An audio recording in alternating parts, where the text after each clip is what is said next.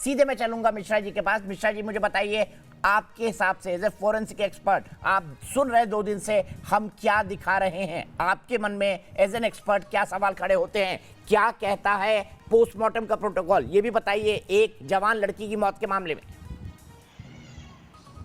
देखिए, सबसे पहले जो इन्वेस्टिगेशन प्रोसेस है उसमें यदि 14वें मंजिल से जो है किसी व्यक्ति का गिरने का केस हुआ तो इन्वेस्टिगेशन टीम को चाहिए था कि डमी का प्रयोग करके वो पता करती कि वो 2 फीट की दूरी पे बिल्डिंग से गिरेगा कि 10 फीट पे कि 6 फीट पे।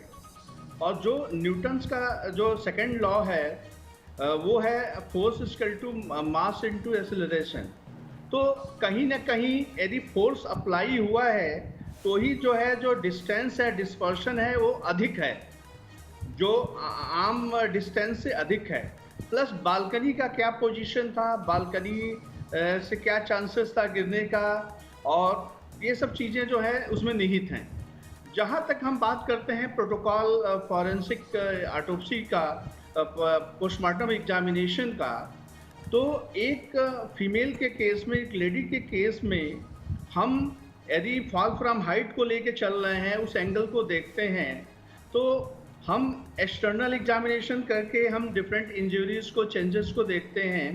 प्लस हम यदि हमको लगता है कि फ्रैक्चर होने के चांसेस हैं तो हम एक्सरे का भी हेल्प लेंगे कि भाई यदि फ्रैक्चर है तो कहाँ कहाँ फ्रैक्चर है बॉडी में।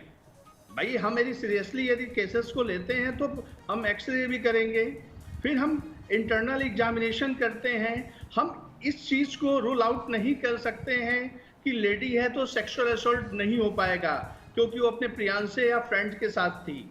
हम उस एंगल पे भी, क्योंकि अननेचुरल डेथ है तो चांसेस कुछ भी हो सकते हैं, प्रोबेबिलिटी कुछ भी हो सकती है।